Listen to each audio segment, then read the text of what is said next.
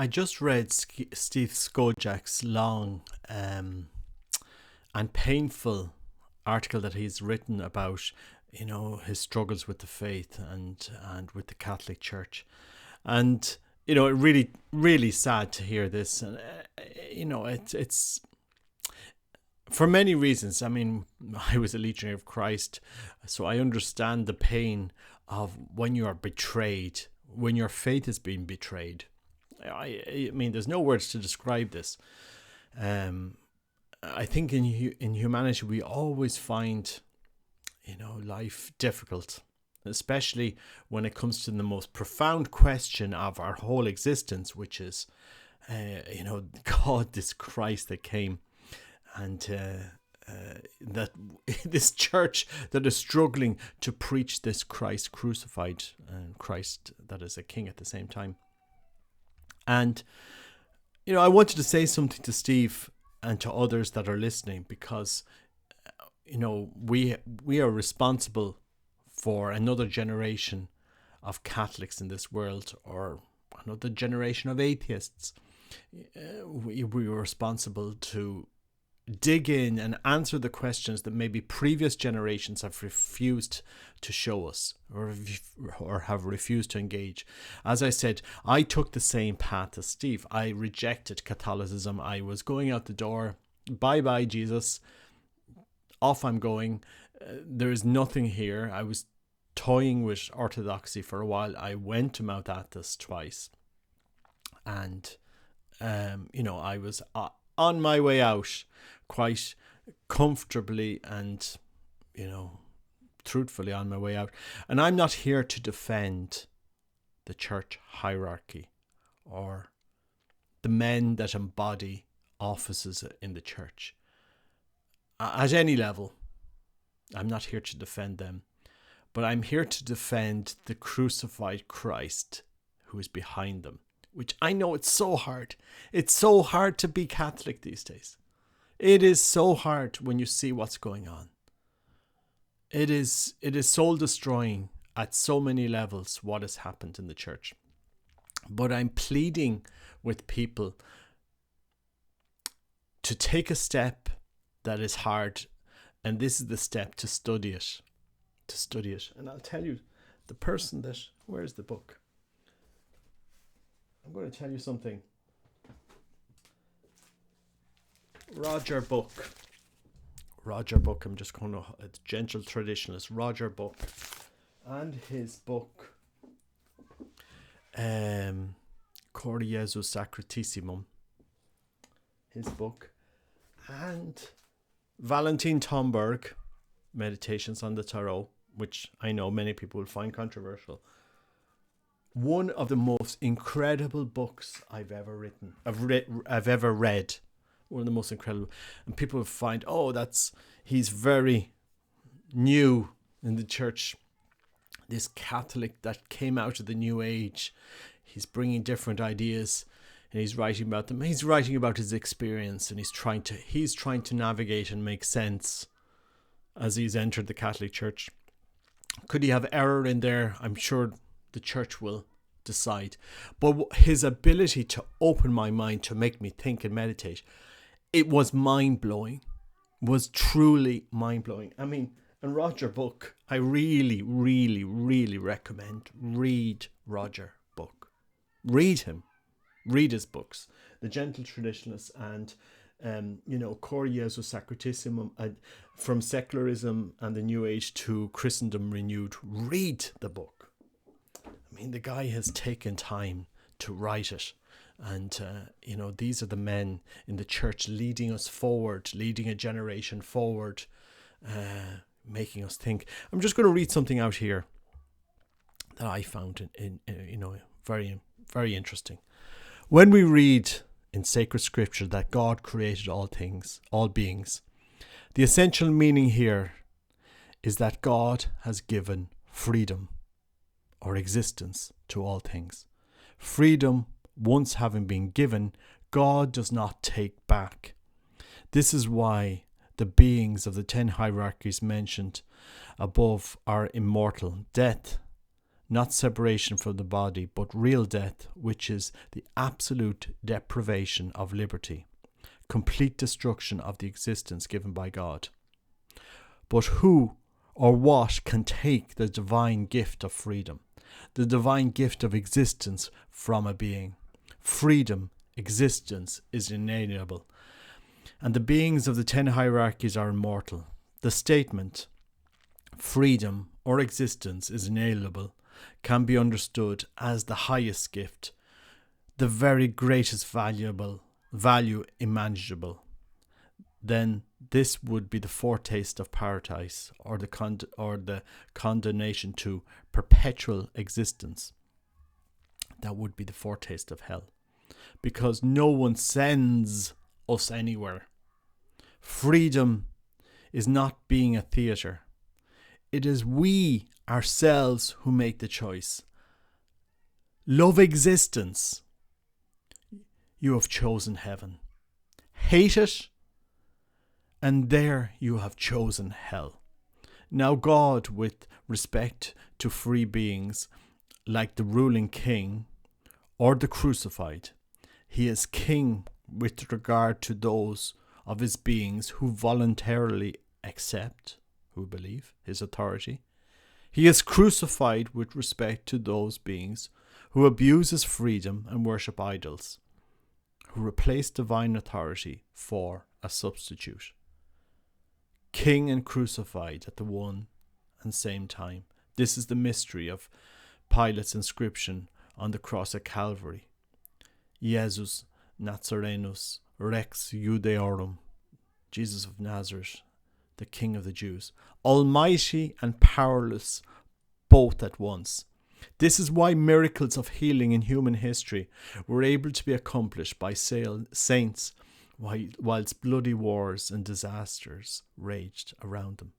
Freedom is the true throne of God and is his cross at the same time. Freedom is the key to the comprehension of the role of God in history, to the comprehension of God of love, of the God King, without the sacrilege of making him a tyrant, without the blasphemy of doubting his power or doubting his very existence.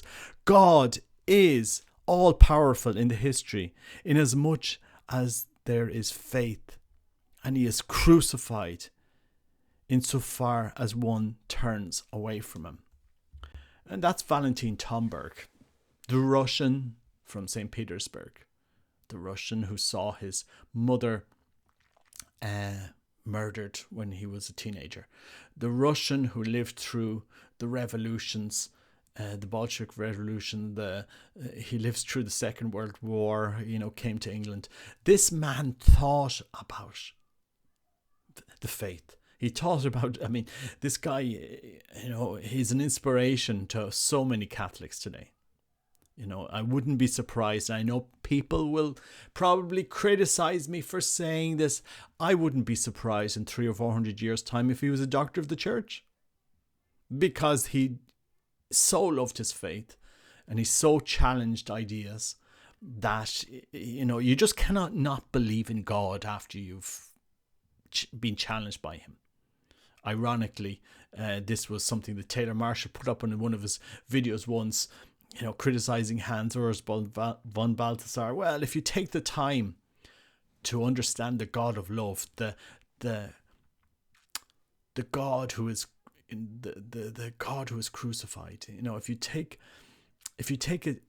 a moment to meditate on the love of God, it is all consuming.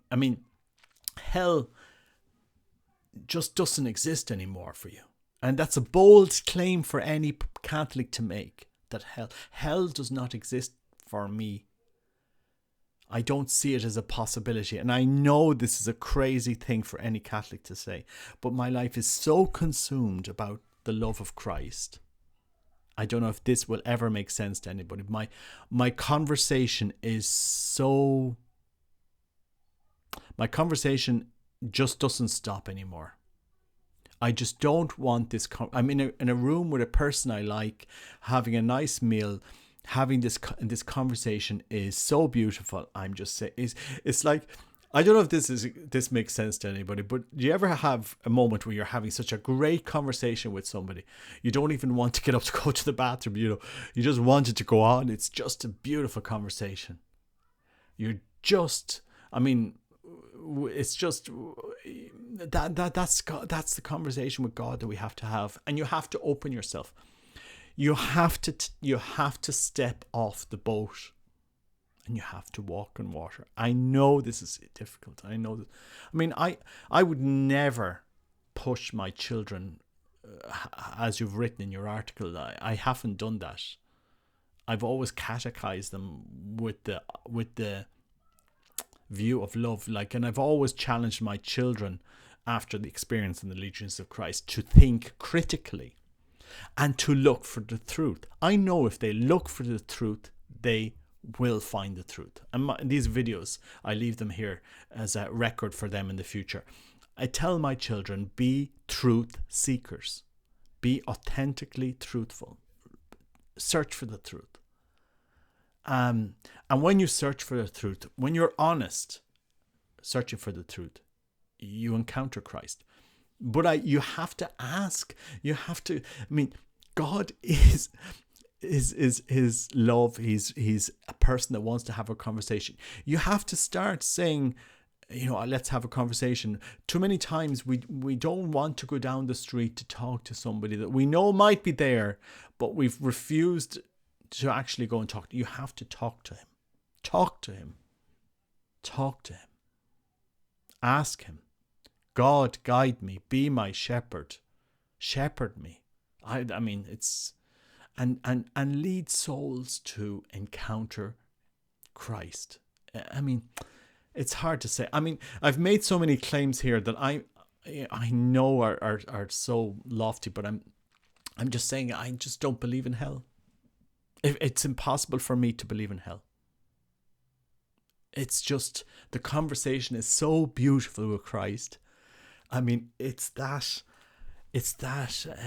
encountering Christ after he's risen. You're actually talking to Christ after you're encountering this. That conversation is so beautiful. I just don't believe in hell. I just cannot envisage a world without that conversation with him. And this terrifying thing is so many people don't have that conversation, don't have that relationship, Steve. That's the sad, soul-destroying reality. When you see people's lives consumed by addictions and drugs, and they're chasing sex, and they're chasing their own pleasures, and they're going through relationships like some Hollywood actress, they're not happy. And you see the train wreck, the Hollywood's train wreck of relationships, and they're not happy. I could be the happiest person just sitting on a balcony in Montatas in a monastery and looking over the Aegean Sea, and I'm being lost there, and I could die there and I would be happy. God is in places you don't expect. I'm very sad how, and I know this would irk people, but I'm sad how some traditional Catholics would stoke the fear in somebody instead of the love of Christ. And I know that sounds it's a crazy claim to make, but I just don't see any other relationship. I don't see any other way you can have a relationship with Christ other than love. You don't fear. Why would you fear that conversation with Christ? Why are we fearing that? Why are we fearing a God that wants to talk to us? Why do we fear that? Why would you see religion as, I don't know. It baffles me sometimes. But once you enter into that relationship, I just don't believe in hell. I'm not saying that people don't go there. Of course they do. I know people have lived in hell for years. But why would I go there? What would tempt me to stop the conversation with Christ? Steve. Anyway, I'm just giving you this reply. Open doors and open minds. Teach your children to look for the truth, to search, to be truth seekers, to be radically authentic truth seekers. Read Valentin Tomberg. Read Cor Jesu Sacratissimo. Read it. Read it. Read Roger Book. Read Lazarus Come Forth. Can you imagine what those that saw Lazarus come forth, which they did, how they viewed their existence in Christ? I know people might find it hard to believe in these stories. Yeah. But once you start meditating and entering into the mystery of what Christ is offering, because he didn't leave us abandoned. He didn't leave us. He's there with us. But you have to, the greatest gift he gave us, existence and freedom, it has to be married to his greatest gift of love willingly. We have to walk towards him. I mean, it's profoundly beautiful. And I give this, there's nobody paying for me. I'm not defending an institution. I'm not I love the Catholic Church. I love Christ's presence in the church, how he's working. But I'm defending the truth that is there in the church. Christ is crucified in his church. I'm defending the love which is the center of the church. That's what I'm asking people to go and encounter that love, that authentic beating heart of Christ. And it's hard. It's really hard. It's really hard sometimes to wade through what's going on in the church. And it's frustrating and it's difficult. But, it's that conversation of prayer which will transform souls. Encounter Christ in prayer. Meditate. Go to him. You will see Christ step forward if you're vulnerable and you allow it. But read Valentin Tomberg. I suggest read him. Challenge yourself. You will be surprised what you'll end up. Many people can read him, and some people will end up reading him and being confirmed in maybe some New Age view. But in reality, he died a Catholic. He came to Catholicism. This man who was searching came to Catholicism. Read him. Profoundly interesting. Anyway, this is my response to Steve Skojec. And I'm just asking, don't lose faith in the truth. Don't lose faith. Be a truth seeker and teach your children to look for the truth. They will never.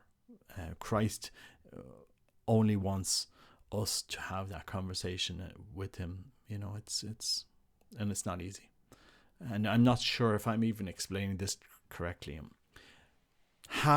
Once you enter into the conversation with Christ, which is just this burning, he's just this incredible love for us. You just cannot stop. It just won't stop. Like you're nearly impossible to reject him once you encounter him.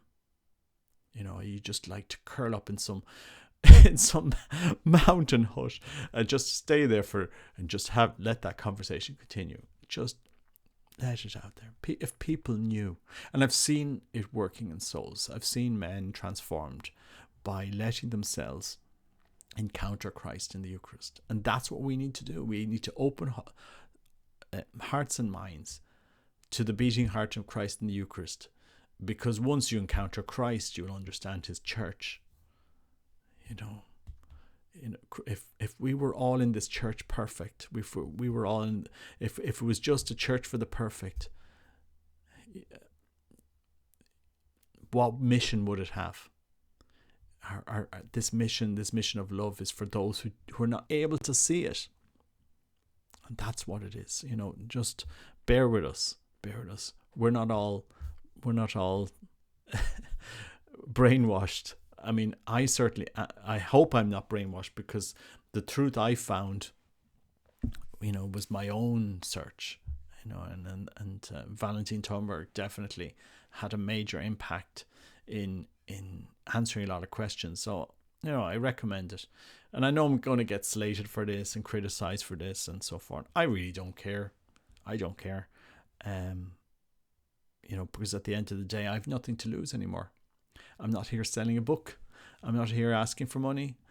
I know this channel is monetized, but that's because I spent money bloody setting up this channel anyway. But it was really to blog about that encounter of love with Christ. And it is beautiful. I do recommend it. I do challenge people. Read Roger books. His various books. He's got 3 of them. The Gentle Traditionalist Returned. Read Valentin Tomberg. Roger Book has a YouTube channel. He's got lots of videos on there. I do recommend you like and subscribe.